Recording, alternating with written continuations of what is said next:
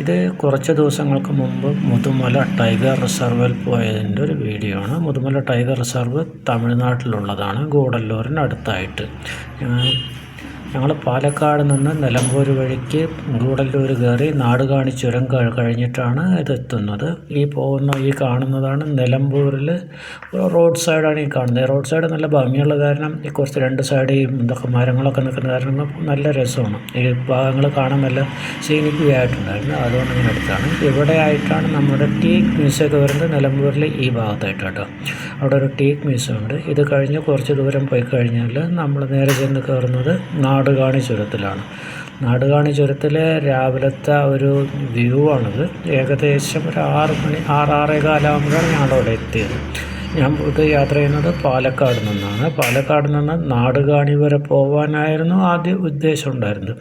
നാടുകാണി വഴി തിരിച്ചു വരാമെന്നുള്ളൊരു ഉദ്ദേശത്തിലാണ് പോയത്. നാടുകാണി എത്തിക്കഴിഞ്ഞപ്പോൾ തന്നെ ഈ വ്യൂ ഒക്കെ കണ്ടു കഴിഞ്ഞപ്പോൾ തന്നെ സമയം ഒരു 7-7:15 ആയിട്ടുണ്ടായിരുന്നല്ലോ. അപ്പം പിന്നെ നോക്കിയപ്പോഴാണ് നമ്മൾ ഗൂഗിൾ മാപ്പ് എടുത്ത് നോക്കിയപ്പോൾ അവിടെ നിന്ന് ഒരു 25-26 കിലോമീറ്റർ മുതുമല ടൈഗർ റിസർവിലേക്കുള്ളൂ. ഏകദേശം ഒരു 1 മണിക്കൂറോളം കാണിക്കുന്നുണ്ടായിരുന്നു. നമ്മൾ ഇവിടെ നാടുകാണി ചുരത്തിൽ ഇങ്ങനെ നിന്ന് കുറച്ച് നേരം നമ്മൾ ആ വ്യൂസൊക്കെ കണ്ട് ഇങ്ങനെ കുറേ നേരം നിന്നുകൊണ്ട് വിടുന്ന ഈ കാണുന്ന ഈ ഫോട്ടോസും വീഡിയോസൊക്കെ എടുത്ത് ഇങ്ങനെ നിൽക്കുമായിരുന്നു. ഇതിൽ കുറച്ച് ദൂരം കൂടി പോയി കഴിഞ്ഞാൽ അവിടെ ഒരു വ്യൂ പോയിൻ്റ് അല്ല അത്, പക്ഷേ ഞങ്ങൾക്ക് കാർ നിർത്താനുള്ളൊരു സൗകര്യം കിട്ടിയപ്പോൾ അവിടെ നിന്നിട്ട് ഈ ഇതുപോലെ കുറച്ചുകൂടി നല്ല മിസ്റ്റും ഇതും ക്ലൗഡും ഇതൊക്കെ ആയിട്ടുള്ള ഈ മലയുടെ ഇതൊക്കെ കൂടി കണ്ടപ്പോൾ എടുത്തുകൊണ്ടിരിക്കുകയായിരുന്നു.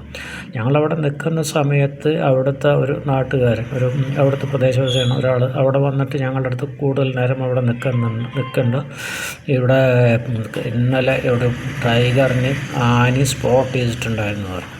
ഈ ഞങ്ങൾ നിൽക്കുന്ന സ്ഥലത്താണ് അതുണ്ടായത്. ഈ കറക്റ്റായിട്ട് പറഞ്ഞത് ഈ മരം കാണുന്നില്ല. അവിടെ എലിഫൻറ്റ് ക്രോസിങ് ഏരിയ എന്ന് കൃത്യമായിട്ട് എഴുതി വെച്ചിട്ടുണ്ട്. അവിടെ നിൽക്കുന്നത് അലൗഡാണോ എന്ന് എനിക്കറിയില്ല. എനിവേ ഞങ്ങളവിടെ നിന്ന് ഈ ഇതൊക്കെ വ്യൂസൊക്കെ കണ്ട് ഇങ്ങനെ ബേർഡ്സ് അവരൊക്കെ ആസ്വദിച്ചുകൊണ്ടിരിക്കുമ്പോഴാണ് പുള്ളി വന്ന് കൂടുതൽ നേരം അവിടെ നിൽക്കരുത്, പെട്ടെന്ന് അവിടെ നിന്ന് പോകാൻ പറഞ്ഞത് ഞങ്ങളോട്. അവിടെ പെട്ടെന്ന് ഞങ്ങൾ പിന്നെ കൂടുതൽ നേരം അവിടെ നിന്നില്ല.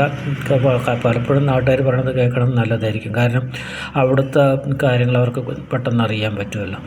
അവിടെ നാടുകാണിയും കഴിഞ്ഞ് ഞങ്ങൾ പിന്നെ കുറച്ച് ദൂരം കൂടി പോയ സമയത്ത് ഇവിടെ ഗൂഡല്ലൂർ ടൗണിലേക്ക് എത്തി. ഗൂഡല്ലൂർ ടൗണിൽ ഒരു എൻട്രി ഫീസ് ഉണ്ട്. എനിക്ക് എന്തിനാണെന്നറിയില്ല. നമ്മുടെ വണ്ടിക്ക് ഏകദേശം ഒരു 30 രൂപ, കാറായിരുന്നു കേട്ടോ, കാറിന് 30 രൂപ മറ്റേ എൻട്രി ഫീസ് ഉണ്ടായിരുന്നു. അതിൻ്റെ ഉദ്ദേശം എനിക്കറിയില്ല. നമ്മളത് ചുരം കയറി പോകുന്ന സമയത്ത് അനദർ സ്റ്റേറ്റിലേക്ക് കയറുന്നതുകൊണ്ടോ എന്താണോ എന്ന് എനിക്കറിയില്ല. ഇനി 30 രൂപ എല്ലാ വണ്ടിയും വാങ്ങിക്കുന്നുണ്ട്. അത് ഫോറസ്റ്റുകാരാണോ എന്താണോ എന്ന് അറിയില്ല കേട്ടോ. ഇവിടെ ഒരു ഹോട്ടലിൽ നിന്ന് ചായ കുടിക്കാൻ കയറിയപ്പോൾ ആ ഹോട്ടലിൻ്റെ ഗ്ലാസ് കൂടി കണ്ടൊരു വ്യൂ ആണ് ഈ കാണുന്നത്. അപ്പോൾ അവിടെ ഇതും നാടുകാണി തന്നെയാണ്. ഇവിടെ നിന്ന് പിന്നെ കുറച്ച് ദൂരം പോയി കഴിഞ്ഞാലാണ് നമ്മളിത് ഈ കാണുന്ന മുതുമല ടൈഗർ റിസർവിൻ്റെ ഈ ആർച്ച് കാണുന്നത്. ഇവിടെ നിന്നൊരു 15 കിലോമീറ്ററോളം ഉള്ളിൽ പോകുമ്പോഴാണ് നമുക്ക് മുതുമല ടൈഗർ റിസർവ് എത്തുന്നത്. ഈ എൻട്രി ഗേറ്റ് കഴിഞ്ഞാൽ പിന്നെ 2 സൈഡിലും ഇതുപോലത്തെ കാടുകളൊക്കെ തന്നെയാണ്. ഈ കാട്ടിലൊക്കെ നമുക്ക് കയറുമ്പോൾ തന്നെ നമ്മൾ സ്വീകരിക്കാൻ നിൽക്കുന്നത് ഈ മാനുകളാണ്. പിന്നെ നമ്മൾ സ്ഥിരമായിട്ട് കുറേ ഇതിങ്ങനെ യാത്ര ചെയ്യുന്നുണ്ടെങ്കിൽ ഒരുപാട് മാനുകളെ കാണുന്നതും വലിയൊരു താല്പര്യമൊന്നും തോന്നിയില്ല. പക്ഷെ അപ്പോഴേക്കും ഞങ്ങൾ അവിടെ എത്തുമ്പോൾ ഞങ്ങൾ വളരെ പതുക്കെ പോയത്, കാരണം ഒരു 7-7:30 മണിയൊക്കെ കഴിഞ്ഞ് നാടുകാണി വിടുമ്പോൾ തന്നെ.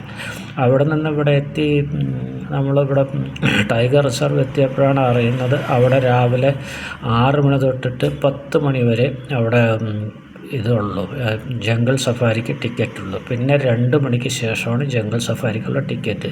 അപ്പോൾ ഞങ്ങൾ ഏതായാലും അവിടെ എത്തുകയും ചെയ്ത് ബ്രേക്ക്ഫാസ്റ്റും കഴിഞ്ഞ് നേരെ വെറുതെ ഇരിക്കണമെന്ന് പറഞ്ഞ് നേരെ നമ്മളവിടെ നിന്ന് മസനഗുഡിയിലേക്ക് പോയതാണ്. ഈ മസനഗുഡിയിൽ പോണ വഴിയാണ് ഈ കാണിക്കുന്നത്. അവിടെയും കുറേ മാനുകളല്ലാണ്ട് വേറെ ഒന്നുമില്ല. അപ്പോൾ മസനഗുഡിയിൽ പ്രത്യേകിച്ച് ഒന്നും കാണാനൊന്നുമില്ല, വെറുതെ ഒരു ഡ്രൈവ് എന്നുള്ള ഉദ്ദേശത്തിൽ മാത്രം പോയതാണ്. പക്ഷേ അപ്പോഴേക്കും വെയിലുമായിട്ടുണ്ടായിരുന്നു, അതൊരു കാരണമാണ് കേട്ടോ. ഇതുപോലെ 2 സൈഡിലും ഇഷ്ടംപോലെ മാനുകളെ മാത്രം ഒരുപാട് കാണാൻ പറ്റുന്നുണ്ട്. ഇടയ്ക്ക് അവിടെ ഒരു മഴയൊക്കെ ഉണ്ടായിരുന്നു, 1-2 ചെറിയ രീതിയിലൊരു ചാറ്റൽ മഴയൊക്കെ അവിടെ ഉണ്ടായിരുന്നു കേട്ടോ. ഇപ്പോൾ എന്ന് പറഞ്ഞാൽ സമയം 11 ആണെങ്കിൽ അത്ര ക്ലൗഡി ആയതുകൊണ്ട് വലിയ സൂര്യപ്രകാശമൊന്നും കാര്യമായിട്ടുണ്ടായിരുന്നു. അത് ഒരുതരം ക്ലൗഡി ക്ലൈമറ്റ് ആയിരുന്നു അത്. നമ്മളങ്ങനെ വീണ്ടും തിരിച്ച് അവിടെ നിന്ന് മസനഗുഡിയിൽ നിന്ന് തിരിച്ച് നമ്മളൊക്കെ ഒരു മാന അവിടെ നിൽക്കേണ്ടത്, ഞങ്ങൾ ക്രോസ് ചെയ്യണോ ആദ്യം മാന ആദ്യം ക്രോസ് ചെയ്യണോ പറഞ്ഞിങ്ങനെ നോക്കി നിൽക്കുകയാണ്. ആ വണ്ടിക്ക് വേണ്ടിയിട്ട് മാന വരും പോകും തിരിച്ചോ മറിച്ച് കയറിക്കൊണ്ടിരിക്കുകയാണ്. ഏതായാലും കുറച്ച് കഴിഞ്ഞപ്പോൾ അത് പോകുന്നത് വരെ ഞങ്ങൾ നോക്കി നിന്ന് അത് പോയതിന് ശേഷമാണ് വണ്ടിയോട് ഇത് ചെയ്തത്. ഇത് തിരിച്ച് മസനഗുഡിയിൽ നിന്ന് തിരിച്ച് വീണ്ടും മുതുമലയ്ക്ക് വരുമ്പോഴാണ് ഇതുണ്ടായത്. ഇതിൻ്റെ പുറകെ അപ്പുറത്തൊക്കെ 2 സൈഡിലും മാനുകൾ, ഇഷ്ടംപോലെ മാനുകൾ ധാരാളം അവിടെ കാണാനുണ്ട്. ഇപ്പോൾ ഈ മാനുകൾ കൂടുതലുള്ളതുകൊണ്ടായിരിക്കാം അവിടെ കടുവ സങ്കേതമായി മാറിയത് തോന്നുന്നുണ്ട് കേട്ടോ. അത്രത്തോളം മാനുകളുണ്ട്. നമ്മുടെ ഇവിടെ ആട്ടുംകൂട്ടങ്ങളെ പോലെ ഇത്രത്തോളം കാണാൻ കഴിയും തോന്നുന്നില്ല.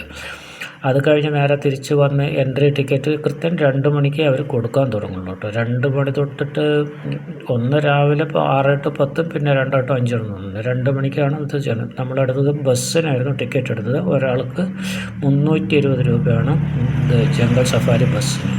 ഈ ടിക്കറ്റ് എടുക്കാൻ കുറച്ച് ടൈം ഉള്ളത് കാരണം നമ്മൾ അവിടെ ഇങ്ങനെ നോക്കിയപ്പോഴാണ് തൊട്ടടുത്തൊരു ഇൻ്റർപ്രിറ്റേഷൻ സെൻറ്റർ പറഞ്ഞിട്ട് അവിടെ ഇതിൻ്റെ നമ്മൾ ടിക്കറ്റ് എടുക്കുന്നതിൻ്റെ തൊട്ടടുത്ത് തന്നെയാണ് ഈ ഒരു ഇതുള്ളത് കേട്ടോ. നെക്സ്റ്റ് ബിൽഡിങ്ങാണ്.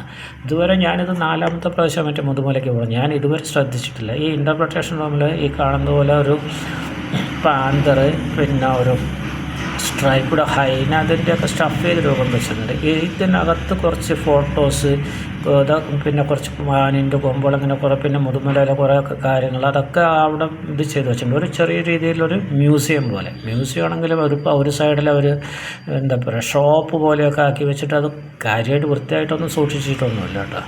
എന്ന് പറഞ്ഞാൽ ഒരു സൈഡ് ഷോപ്പായതുകൊണ്ട് കുറേ ആട്ടപ്പെട്ടി അതെല്ലാം കൂടി അവിടെ ഇട്ടിട്ട് ഒരു കച്ചറ പോലെ ആക്കി വെച്ചിട്ടുണ്ട്. അവരൊന്നും ഒരു കാര്യത്തിൽ ഇതിനെക്കുറിച്ചൊന്നും പറയുകയൊന്നുമില്ല. നമ്മളിങ്ങനെ നോക്കിയ സമയത്ത്, വെറുതെ ഇരിക്കുന്ന സമയത്ത് പോയി കണ്ടു എന്നല്ലാതെ നോക്കിയപ്പോഴാണ് ഈ സംഭവം കാണുന്നത് തന്നെ. അവിടെ കുറേ ഫോട്ടോസൊക്കെ ഉണ്ട്. ഇതിനെക്കുറിച്ച് കുറേ എക്സ്പ്ലെയിൻ ചെയ്യുന്ന കുറേ ഫോട്ടോസൊക്കെ ഉണ്ട്.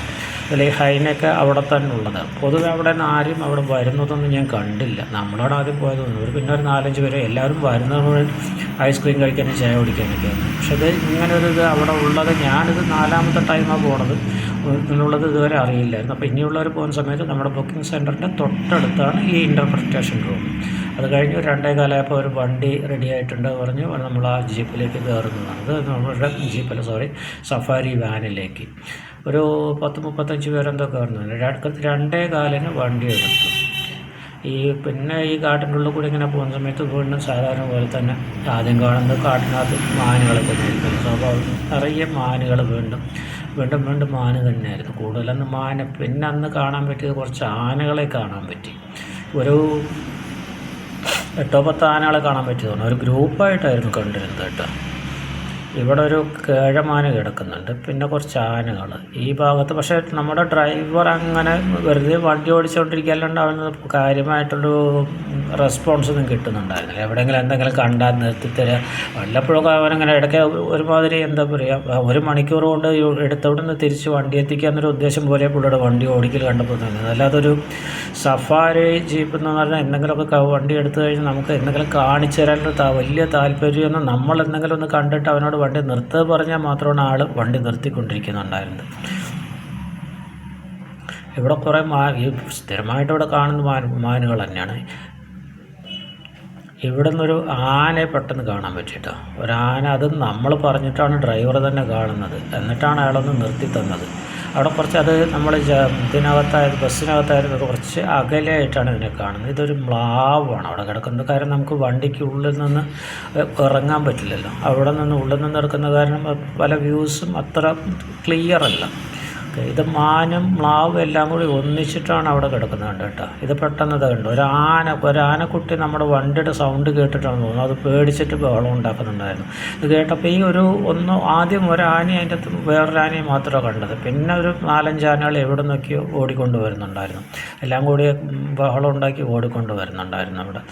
ഇതാണ് കാര്യമായിട്ട് അന്ന് മുതുമലയിൽ പോയിട്ട് നമുക്ക് കാണാൻ കഴിഞ്ഞത്. ഈ കുറേയേറെ ആന, പിന്നെ ഒരു പിന്നെ അതായത് ഇതുപോലത്തെ ഒരു ആനക്കൂട്ടൊന്നും അടുത്തൊന്നുമല്ല. പക്ഷേ വണ്ടിയൊന്നും അടുത്തേക്ക് പോകാൻ പറ്റാത്ത രീതിയിൽ കുറച്ചൊരു, എനിക്ക് തോന്നുന്നു, ഒരു 10-500 മീറ്റർ ഉള്ളിലായിട്ടാണ് അവിടെ ആനയെ കാണാൻ പറ്റിയത്. ഈ ആനക്കൂട്ടം ഒരു 500 മീറ്റർ അപ്പുറത്തായിരുന്നു. പിന്നെ അത് വേറൊരു ആന അവിടെ വെള്ളം കുടിച്ചുകൊണ്ട് നിൽക്കുകയാണെന്ന് തോന്നുന്നു. അവിടെ വെള്ളം ഉണ്ടോ എന്ന് എനിക്കറിയില്ല. അതവിടെ മെയ്യാണോ വെള്ളം കുടിക്കണോ അറിയില്ല. അവിടെ പുഴ പോലെ എന്തോ ഉണ്ട് തോന്നുന്നു കേട്ടോ. കാരണം നമുക്കത് ജസ്റ്റ് നോക്കുമ്പോൾ അതിൻ്റെ ബാക്കിൽ കുറച്ച് വെള്ളമായിട്ട് തോന്നുന്നുണ്ട്. ഏതായാലും അതിൻ്റെ അടുത്തേക്കൊന്നും വണ്ടി പോകുന്നില്ല. നമ്മുടെ റോഡിലും അതൊരു 500 മീറ്റർ അപ്പുറത്തായിട്ട് ഈ കാണുന്ന രീതിയിലൊക്കെ എടുക്കാൻ പറ്റുന്നുണ്ടായിരുന്നുള്ളൂ. അത് നമ്മളങ്ങനെ കാര്യമായിട്ട് ശ്രദ്ധിക്കുന്നൊന്നും ഉണ്ടായിരുന്നില്ല കേട്ടോ.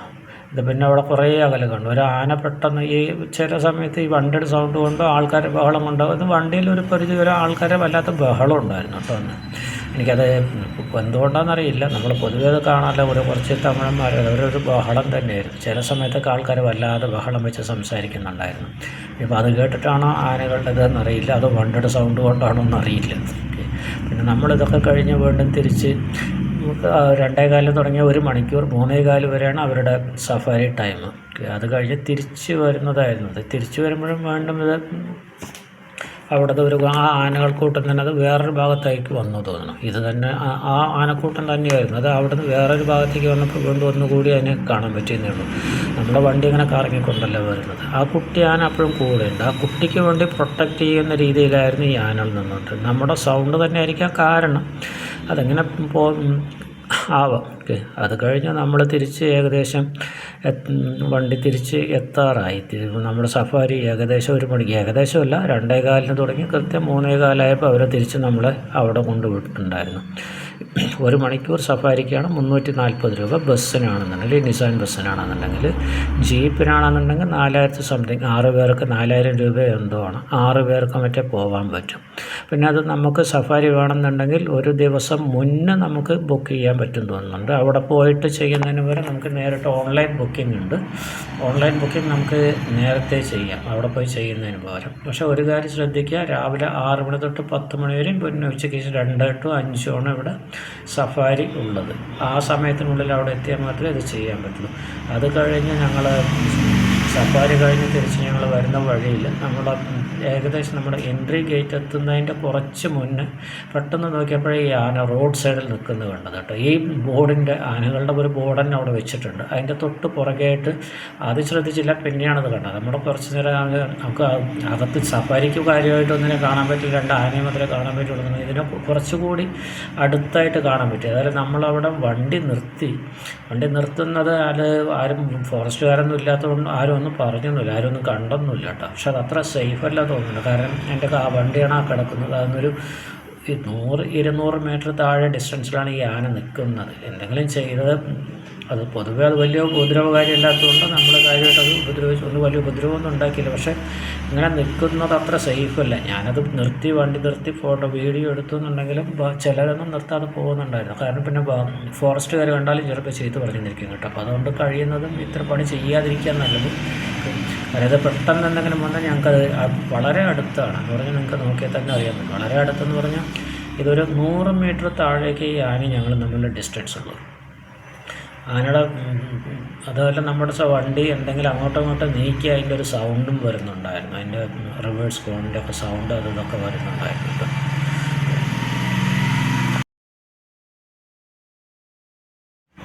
ഇതൊക്കെ തന്നെ ഇവിടെ മുതുമലയിൽ പോയിട്ട് അന്ന് കാണാൻ കഴിഞ്ഞത്. ഇത് കഴിയുന്നതും രാവിലത്തെ സഫാരി തന്നെ പോകുന്നതായിരിക്കും നല്ലത്. ഞാനത് 4ാമത്തെ പ്രാവശ്യമാണ് പോകുന്നത്.